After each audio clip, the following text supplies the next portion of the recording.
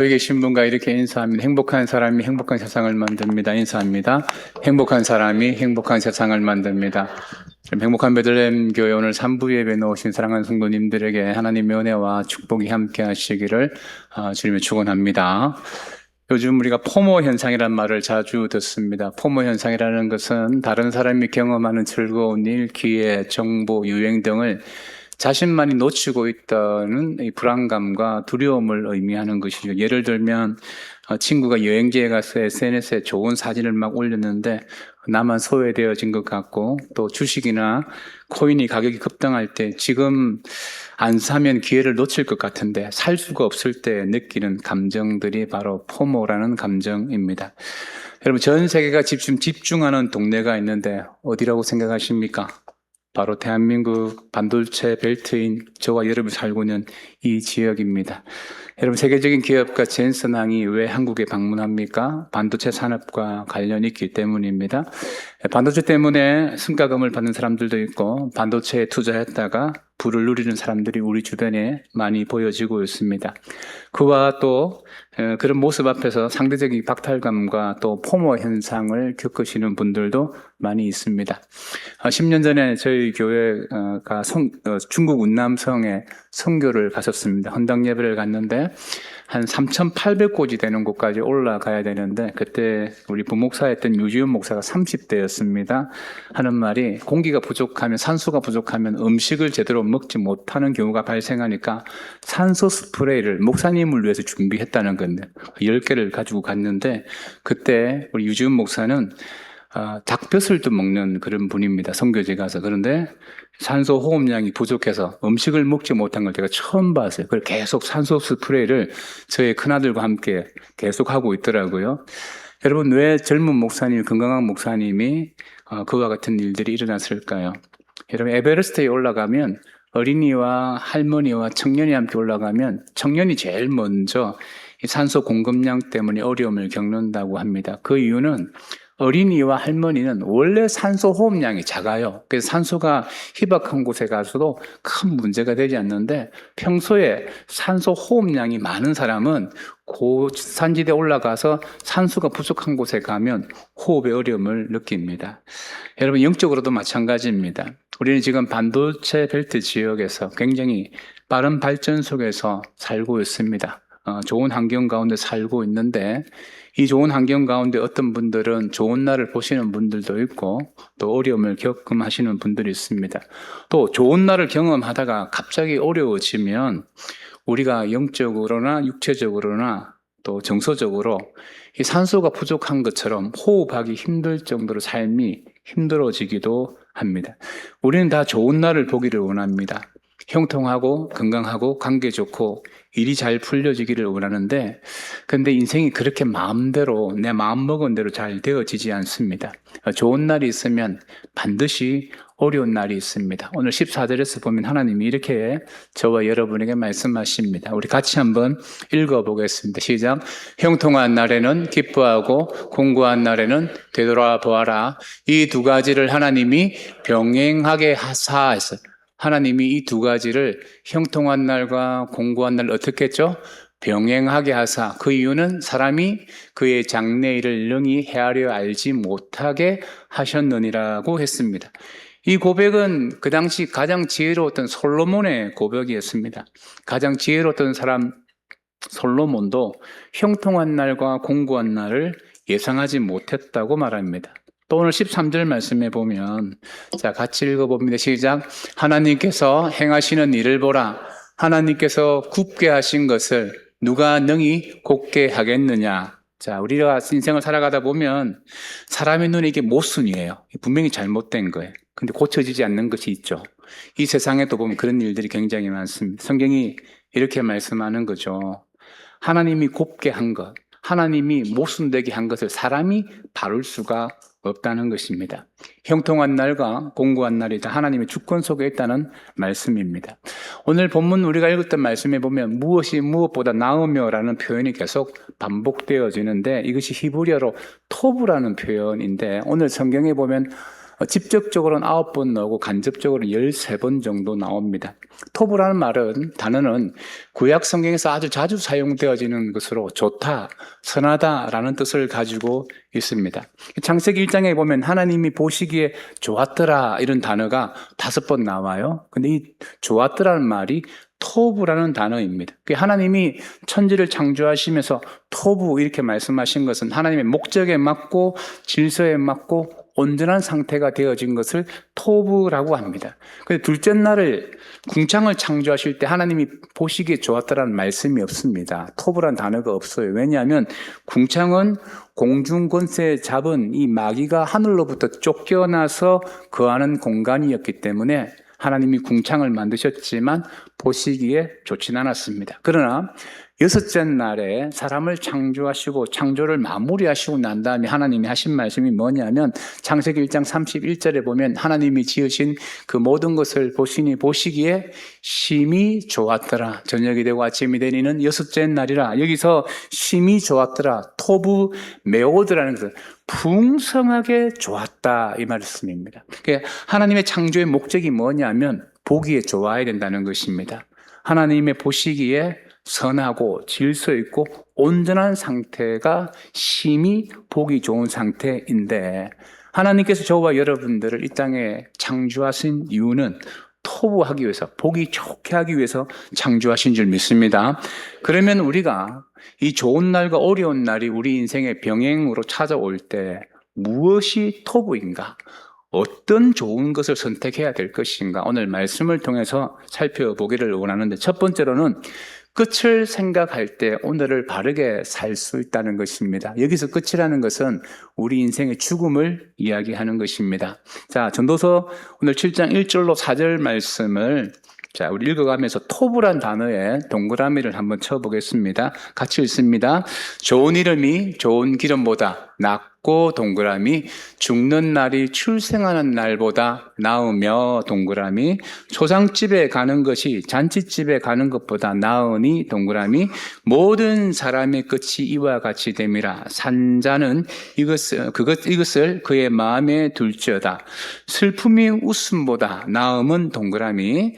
자, 얼굴에 근심하는 것이 마음에 유익하기 때문이라. 지혜자의 마음은 초상집에 있으되 우매자의 마음은 혼인집에 있느니라 했습니다. 자, 오늘 1절로부터 4절 말씀까지 지혜자가 말하는 토부, 더 좋은 것을 이야기하는데 우리가 읽어보면 좀 역설적이고 고개가 갸우뚱거립니다. 여러분, 죽는 날이 좋아요? 출생하는 날이 좋아요?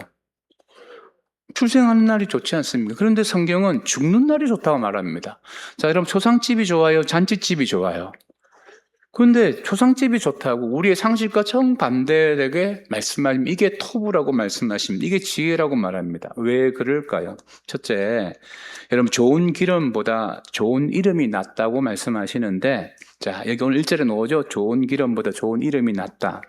여기서 이제 히브리어로 이름이 셈이라는 단어를 사용하고 기름은 세멘이라는 단어를 사용합니다. 이제 언어적 유의를 가지고 이제 발음이 비슷한데 이 기름이 감람유입니다. 여러분이 알고 있는 올리브유인데 올리브유는 그 당시 먹기도 하고 건조한 피부 때문에 몸에 바르기도 하고 밤에 등잔불을 밝히는 생활 필수품이었습니다. 오늘날로 말하면 돈입니다. 재산이고 생활의 안락함입니다. 당장 먹고 사는 문제입니다. 실용주의적 입장에서 보면 당연히 좋은 기름이 더 급한 것이죠. 그런데 솔로몬이 그 좋은 기름보다는 좋은 이름이 더 토부다, 더 낫다라고 말씀하십니다. 잠언 22장 1절에 보면 같이 읽습니다. 시작. 많은 재물보다 명예를 택할 것이요 음이나 금보다 은총을 더욱 택할 것이니라고 했습니다. 자, 여기서 좋은 이름이라는 것은 단순한 명성이나 사람에게 칭찬받는 것을 뛰어넘어서 하나님 앞에 인정받는 삶, 하나님이 높여주시는 이름을 이야기합니다. 마리아가 항류 옥합, 나드 한 근을 예수님의 머리에 부었습니다. 그때 이 가치가 노동자 1년 연봉 300데나리온이었습니다. 그때 가룟 유다가 재정을 맡고 있었는데 이렇게 마리아를 책망하죠. 300데나리온에 팔아서 가난한 자들을 나누어주면 얼마나 좋겠느냐라고 마리아를 핀잔하자 예수님이 하신 말씀이 마태복음 26장 13절 말씀에 보면 내가 진실로 너희에게 이르노니 온 천하에 어디 있어든지 이 복음이 전파되는 곳에서는 이 여자가 행한 일도 말하여 그를 기억하리라 하시니라. 할렐루야. 오늘 예수님께서는 마리아의 이름을 기억해 주어라고 말씀하셨습니다. 이게 무엇을 이야기하냐? 마리아는 좋은 기름보다는 좋은 이름을 남겼다라는 거예요. 제가 지난주 치앙마이에 저희 선교지 교회 건축 현황 때문에 잠시 다녀왔는데 다녀오면서 그동안 저희 교회들이 건축해 놓은 곳을 몇 곳에 방문해 보았습니다. 그 중에 하나가 치앙마이 은혜 교회에 있는데 그 교회가 증축할 때 저희 교회가 지원을 했습니다. 이 교회가 몇 명 출석하냐면 작년에 한 500에서 700명 정도 출석합니다. 유급사역자가 24명이에요. 그리고 교회 안에 학교도 있습니다. 미얀마 난민 자녀들을 양육하는 학교가 있어요. 다 영어로 교육합니다. 치앙마이 안에서 가장 영향력 있는 미얀마 난민들이 세운 미얀마 이민교회라고 할 수 있습니다. 제가 이번에 방문해서 거기 머릿돌을 보고 감동을 받았습니다. 사실 베들레헴이라는 그 이름 자체가 거기에 딱 게시되어져 있는 그 부분에 감동이 되어졌는데 이 교회의 헌금은 강남에 부동산 투자를 했다가 사기를 당하신 분이 소송 중에 있었습니다. 그러면서 기도하면서 하나님 소송 중에 일부라도 승소해서 돌려받으면 그 돈을 하나님 나라를 위해서 헌금하겠다라고 헌금하셔서 이 치앙마이 은혜의 교회가 증축할 헌금으로 학교 설립 헌금으로 사용되어졌습니다. 물론 투자 금액도 다 돌려받지 못했고 통장의 돈은 다 사라졌습니다만은 그러나 하나님 나라를 위한 좋은 이름은 남은 줄 믿습니다. 이 교회가 25주년인데 내년에 희년을 한대요. 여러분 천주교가 25년마다 희년을 하는 이유가 사람이 50세를 못 넘길 때가 있었습니다. 그래서 천주교회는 25년마다 희년을 했는데 이 교회가 그것을 본받아 자기들도 25년 미얀마 사람들 오래 못 살았거든요. 희년을 한답니다. 그런데 희년을 하면 책자를 발간하는데 저희 교회에서 헌금해 주신 분의 그 스토리를 자신들 25주년 책에 기념 스토리 내용을 이렇게 첨부하겠다고 저에게 말씀해 주셨습니다. 근데 저희 교회도 지금 50주년에 사역 가운데 선교지에 우리가 이름을 새겨놓은 것들에 대해서 책으로 편집을 하고 있는데 이거 편집하시는 편집자는 저희 교회를 잘 몰라요. 근데 편집하면서 너무 은혜가 된다고 저에게 전화가 왔습니다. 여러분 왜 그냥 사진만을 편집한데 은혜가 되어질까요? 좋은 기름보다는 좋은 이름을 추구했기 때문에 은혜가 된 줄 믿습니다. 그리고 둘째로 보면 오늘 또 토부가 뭐냐면 출생하는 날보다 죽는 날이 낫다라고 말합니다. 이것은 이 죽는 날이 낫다. 이것은 삶을 비관하는 태도가 아니에요. 죽음을 알면 사람이 자신의 삶을 준비한다는 것입니다. 히브리서 9장 27절에 보면 한 번 죽는 것은 사람에게 정해진 것이요 그 후에 심판이 있으리라고 말씀합니다. 여러분 사람은 반드시 죽습니다. 그러므로 죽음을 알고 살아가는 사람은 오늘 하루를 허투루 살지 않습니다. 제가 목회하면서 큰 수술을 받고 난 다음에 살아나신 분들의 삶은 확실히 달라지는 걸 제가 봅니다. 죽음의 문턱에 가서 살아나신 분들이 보면 항상 이런 말을 해요. 하나님, 목사님, 살아있는 것 자체가 감사합니다. 이런 고백을 해요. 왜 이런 고백을 할까요? 죽음의 문턱 앞에서 삶의 우선순위가 바뀐 것입니다. 그러므로 여러분 초상집에 가는 것이 훨씬 낫다는 것입니다.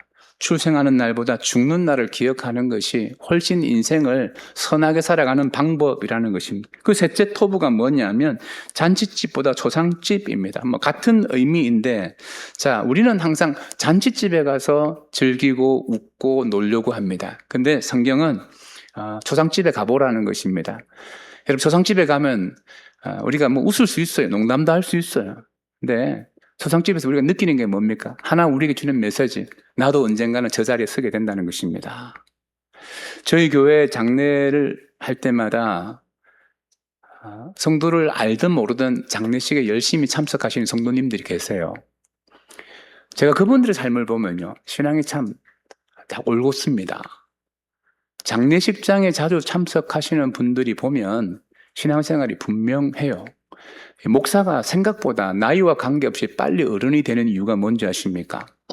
목사가 되고 나면 30살 때부터 장례를 집례합니다. 저는 정말 수백 건의 장례를 집례했고 일주일에 장례를 4번까지도 집례해 본 적이 있었습니다. 어느 게 발인 예배인지, 어느 게 하간 예배인지, 어느 게 매장 예배인지 분간하지 못할 정도로 장례를 많이 집례해 봤어요. 여러분, 그 장례 때 느끼는 게 뭔지 아십니까? 결국 사람은 다 죽는다는 거예요. 아무리 부자도 실력 있는 사람도 가난한 사람도 죽음을 피할 수가 없다는 겁니다. 그러면 그 죽음이 내 눈앞에 있다는 사실을 아는 사람은 여러분 올바른 삶을 살 수밖에 없어요. 죽음 앞에서는 하나님을 속일 수 없다는 것을 알기 때문에 지혜의 삶을 삽니다. 솔로몬이 왜 자꾸 좋은 이름을 강조할까요? 여러분, 좋은 이름은 죽음 이후에도 기억되어질 줄 믿습니다. 이 땅에 얼마나 많은 부자들이 있습니까? 우리 주변에도 부자 많습니다. 이 지역에도 부동산 개발되어서 졸부들도 얼마나 많아요. 근데 그 부자의 이름을 저희들이 다 기억해 줍니까? 그들의 좋은 기름을 저희들이 다 기억하나요? 부러워하나요? 미국의 최고의 부자였던 록펠러를 저희들이 기억하는 이유는 그가 11조를 많이 했기 때문에 기억하는 게 아닙니다. 그는 원래 신앙생활을 잘했던 사람이었고 자파상 점원 시절 때부터 11조를 꼬박꼬박 하는 사람이었어요. 교회 재정부장을 24살 때부터 했고요. 근데 50이 넘어가면서 인생의 무기력증을 경험하면서 자신의 인생의 가치를 잃어버린, 근데 예수를 정확하게 알고 난 다음에 삶을 리턴한 것이 뭐냐면 좋은 이름을 위해서 살았다는 것입니다. 여러분, 100만 원 수입에 10만 원 11조하고 90만 원을 가지고 한 달을 산다는 것은 사실 이게 쉬운 일이 아닙니다. 정말 믿음이 필요한 것이죠. 그런데 1000만 원 수입에 100만 원 11조하고 900만 원을 자기를 위해서 쓰는 것. 물론 이 100만 원이 큰 돈이죠. 그런데 이 900만 원을 자기만을 위해서 쓴다 그러면 자신은 신앙의 의무를 다 한 겁니까? 내가 1억의 수입이 있어서 1000만 원 11조 큰 돈이지 않습니까? 내가 1000만 원이라는 돈을 11조였기 때문에 9천만 원은 나만을 위해서 사용해도 된다. 이런 논리를 가지면 여러분, 그는 하나님이 원하시는 모습의 신앙인이 아닙니다. 오늘 좋은 이름을 강조하는 이유가 뭡니까? 죽음 이후에 기억되어질 수 있어야 된다는 거예요. 사람들이 왜 록펠러를 기억하는 줄 아십니까? 그는 그 많은 수입을 대학을 세우고 학교를 세우고 병원을 세우고 사회 기반 시설에 후원하고 미국 맨하탄의 시민들이 100년 동안 그냥 사용할 수 있는 수돗물을 가격을 록펠러 재단이 다 도네이션 했습니다. 록펠러는 죽었지만 그의 이름은 지금도 기억되어지고 있습니다. 사람이 죽음 앞에 가보면 재산이나 성공 때문에 내가 어떻게 살았다, 잘 살았다, 돈 많이 남겨서 잘 살았다 이런 사람은 별로 없어요. 다 내가 사랑하지 못하고 베풀지 못한 것에 대해서 아쉬워합니다. 그런데 우리의 본성이 어떠냐면 죽음을 보지 아니하려고 합니다. 죽음을 계속 멀리하고 자꾸 잔칫집으로 도망가는 습성이 있어요. 내 손에 무언가 꼭 쥐고만 살아갑니다. 이걸 잘 펴려고 안 해요. 여러분, 왜 그렇다고 생각을 하세요? 죽음에 대해서 생각을 하지 않는 거예요. 그러니까 이거 손에 꽉 쥐고 살아가는 것입니다. 여러분, 손에 꽉 쥐고 살아가 보십시오. 나중에 그것 때문에 죽어요. 원숭이가 왜 죽는 줄 아십니까? 원숭이 사냥을 하는 방법은 간단합니다. 야자수에다가 구멍을 내놓습니다. 야자 열매다가. 그 안에다가 원숭이가 좋아할 만한 음식들을 넣어놓으면 원숭이 손을 집어넣죠. 그 다음에 그 음식을 잡았어요. 사냥꾼이 잡으러 오면 이걸 못 뺍니다. 욕심 때문에 손을 못 펴요. 손을 펴면 살 수 있어요.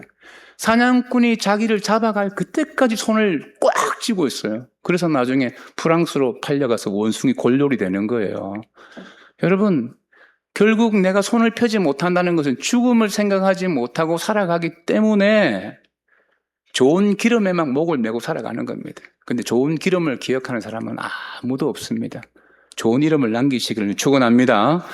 두 번째로 좋은 날과 어려운 날에 우리는 불편한 말이 나를 성장시킨다는 사실을 기억해야 됩니다. 자, 오늘 5절로 7절에 보면 지혜로운 사람의 책망을 듣는 것이 우매한 자들의 소리를 듣는 것보다 나으니라의 동그라미 이게 토부입니다. 우매한 자의 웃음소리는 손 밑에서 가시나무 타는 소리 같으니 이것도 헛되도다. 탐욕이 지혜자의 지혜자를 우매하게 하고 뇌물이 사람의 명철을 망하게 하느니라고 했습니다. 자, 좋은 날과 어려운 날을 살아가는 두 번째 지혜가 뭐냐면 불편한 말에 관한 것입니다. 우리는 본능적으로 칭찬하는 말을 좋아하고 책망하는 말을 싫어합니다. 나를 인정해주는 사람을 옆에 머물게 하고 나의 잘못을 지적하는 사람을 피하고 싶어 합니다. 특히 이 시대는 개인의 감정을 굉장히 존중하는 시대입니다. 그래서 무엇이 문제냐면 무언가를 책망을 하면 내가 무엇을 잘못했지 이렇게 생각하는 것보다는 기분 나쁘다는 거예요. 그 기분 나쁜 감정으로 행동하는 그런 시대가 되어져서 성숙하지 못한 사회가 자꾸 되어지고 있는 것입니다. 우리 책망을 들으면 마음이 상하면 충고를 잘 받아들이지 않습니다. 근데 오늘 지혜자는 이렇게 말하잖아요. 지혜자의 책망을 듣는 것이 우매자의 노래를 듣는 것보다 낫다. 그럼 우매자의 노래와 웃음소리를 어떻게 표현합니까? 오늘 6절에 보면 손 밑에서 가시나무가 타는 소리 같다라고 했습니다. 여러분 손 밑에 가시나무가 타는 거 한번 보셨습니까? 그 나무가 굵지 않게 다닥다닥 이 소리가 막 요란하게 나고 불꽃도 막 일어나요. 근데 금방 꺼져요. 소단에 음식물을 데우지 못하면 소리만 요란할 뿐이지 실속이 없습니다. 귀에 달콤한 소리가 그와 같습니다. 들을 때는 기분이 좋죠. 그런데 아무런 변화를 시키지 못합니다. 나를 성장시키지 못합니다. 근데 반면 지혜자의 책망은 좀 아프죠. 그러나 그 말이 나의 성품을 변화시킵니다. 나의 잘못된 방향을 바로잡아 줍니다. 제가 설교학을 공부할 때 지도 교수님 앞에 설교 원고를 탁 이렇게 내면 빨간 볼펜으로 줄을 팍 긋고 문장 동그라미하고 이게 성도들이 무슨 말인지 알겠어요? 논리적 비약이 너무 심해요? 해석에 문제가 있어요? 거침없이 이야기합니다. 그러면 얼굴이 화끈거리며 주변에 막 같이 듣는 수업 듣는 학생들도 많은데 정말 부끄러워요. 근데 돌아와서 그 원고를 집어 던지기보다는 다시 붙들고 실험했기 때문에 지금 저의 모습이 있는 것입니다. 박사학위 논문을 써보신 분들은 알지만 박사학위는 담당 교수의 지적질과 책망으로 만들어지는 게 박사학위 논문이라고 하지 않습니까? 책망을 받아들이는 거 쉽지 않죠. 이 시대 그리스도인들도 하나님의 말씀으로 책망하면 굉장히 기분 나빠합니다. 목사님은 꼭 나들으라고 저런 말씀을 하신다. 이렇게 생각하죠? 그런 생각이 들 때가 있죠. 그러면 그게 나에게 주시는 말씀이라고 받으세요. 아니, 잘 알면서 왜 그거를 불순종하십니까? 목사님이 나들으라고 하는 말 갖고 나를 치는구나. 맞습니다. 그러면 거기에 순종을 하세요. 그래야 사람이 변화되어지는입니다. 여러분, 왜 우리가 하나님의 말씀이나 책망에 대해서 이렇게 저항적이냐면 내가 손에 뭔가 꽉 쥐고 있으면 이것이 옳다고 생각하는 거예요. 너가 손에 쥐고 있는 게 틀렸다, 좀 펴라고 하면 내가 못 펴는 거예요. 왜? 내가 옳으니까. 책망을 받아들이지 않는 거죠. 계속 손을 펴지 못하고 자기 욕심만을 위해 살아갑니다. 여러분, 사람이 어려울 때, 망했을 때도 책망받는 게 쉽지 않습니다. 근데 좋은 날 책망받는 것은, 형통한 날 누구의 지혜로운 자의 책망을 듣는 것은 굉장히 어렵습니다. 24시간 뼈를 푹 구워서 해장국을 만들어 파는 사람이 대박이 났습니다. 24시간 동안 정성을 들여 음식을 만들어 파니까 손님들이 막 몰려왔죠. 그런데 손님들이 너무 많이 몰려오니까 자기 집에서 24시간 음식을 만들어 대접하는 것, 판매하는 것이 어려우니까 다른 업체로부터 이 납품을 받기 시작했습니다. 그 손님들이 한두 명씩 음식 맛이 달라졌다, 주방장이 바뀌었느냐, 이런 말을 합니다. 그건 주인은 인정하지 않아요. 우리 집에서 24시간 음식 만들어서 이 많은 손님을 다 대접할 수 없고 판매할 수 없다라는 논리를 가지고 있는데 점점점 손님이 줄어듭니다. 그리고 주인이 반성하고 24시간 다시 뼈를 끓여 해장국을 만들었지만 더 이상 손님은 찾아오지 않았습니다. 여러분, 형통한 날 겸손하지 못하면, 책망을 받아들이지 못하면 망하는 거예요. 그런데 오늘 솔로몬이 그러면서 이제 탐욕에 대해서 이야기를 합니다. 자, 24시간 뼈 해장국을 통해서 대박난 집이 왜 망하게 되었습니까? 결국 탐욕 때문이지 않습니까? 다른 데 납품받아서 더 많이 돈을 벌겠다라고 탐욕 때문에 망했거든요. 그와 마찬가지예요. 지혜자는 탐욕 앞에서 무너지게 되어진다라고 오늘 성경은 말하고 있습니다. 여러분, 우리가 처음에는 이 정도는 괜찮겠지 생각을 합니다. 불편한 말을 들었을 때 손을 펼 수 있는 사람, 탐욕의 유혹 앞에 자신을 돌이켜 볼 수 있는 사람이 여러분 좋은 날을 살아가고 어려운 날을 살아갈 수 있는 복 있는 사람인 줄 믿습니다. 그리고 마지막 세 번째로 좋은 날도 어려운 날도 하나님 손 안에 있음을 우리가 믿어야 됩니다. 자, 여러분 8절로 14절 말씀 우리 토부를 찾아가면서 같이 한번 읽어보았으면 좋겠는데 같이 읽으면 시작.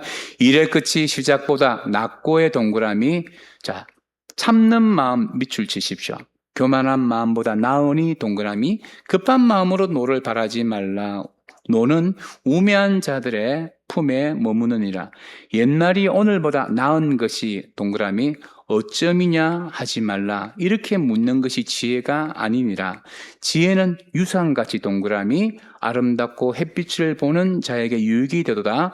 지혜는 그늘 아래에 있음은 돈의 그늘 아래에 있음과 같으나 지혜에 관한 지식이 동그라미 더 유익함은 지혜가 그 지혜 있는 자를 살리기 때문이니라. 자, 오늘 여기서 보면 좋은 날과 어려운 날에 제일 좋은 것을 선택할 수 있는 하나의 태도를 이야기하는 게 뭐냐면 좋은 날도 어려운 날도 다 누구의 손 안에 있다는 것입니까?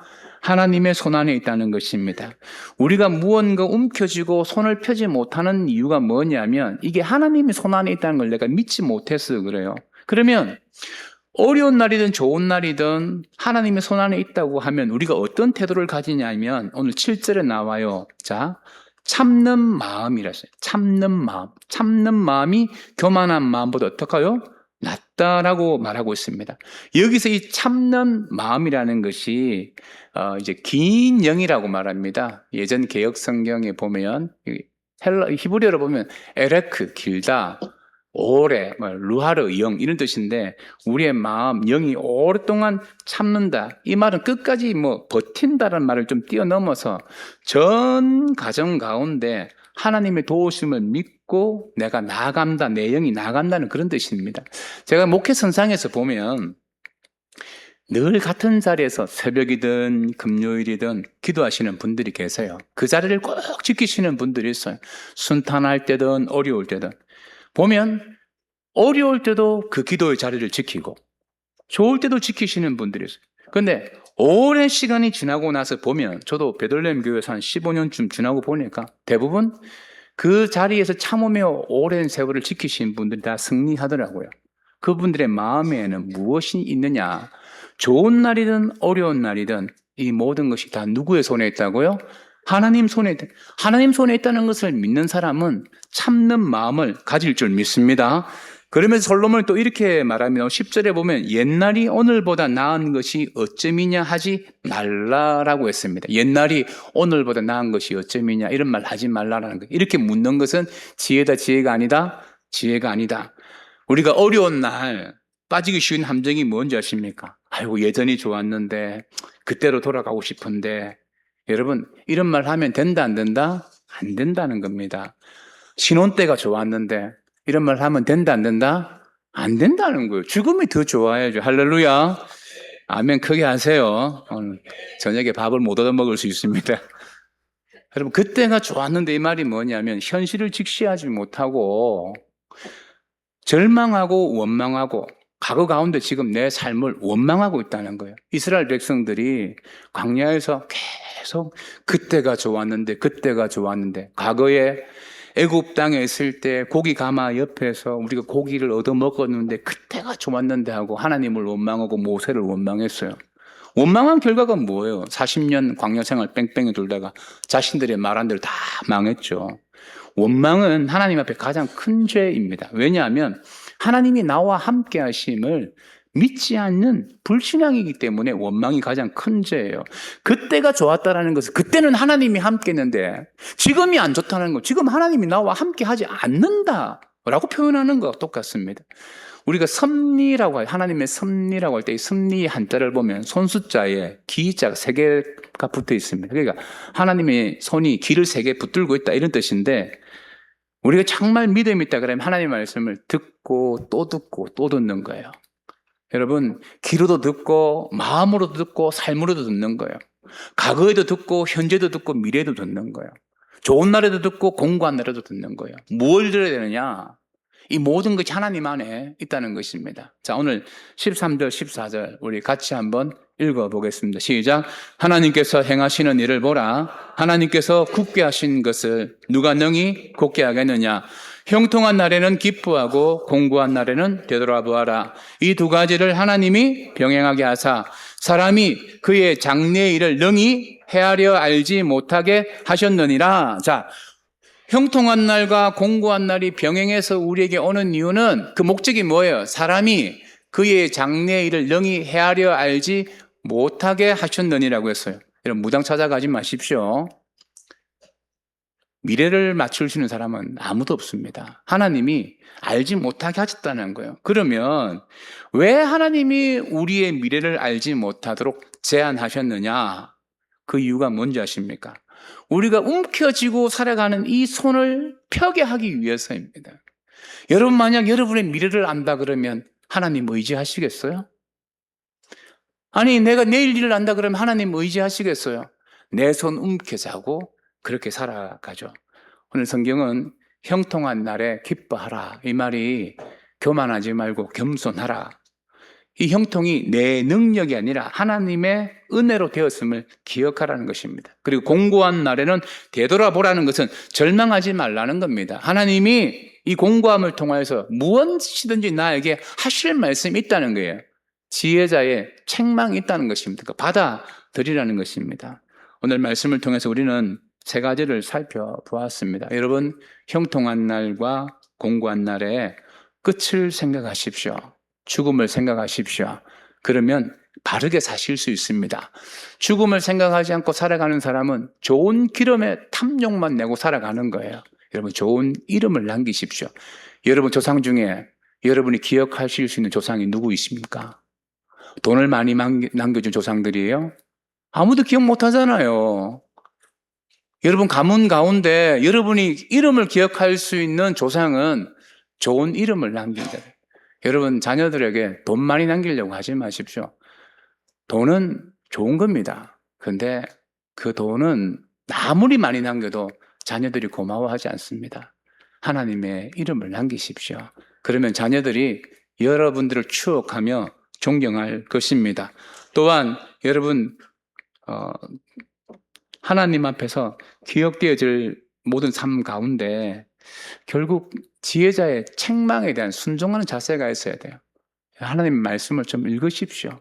하나님의 말씀을 읽고 그 지혜자의 책망 앞에 순종할 때 성장할 수 있습니다. 그리고 궁극적으로 좋은 날과 어려운 날이 다 누구의 손에 있습니까?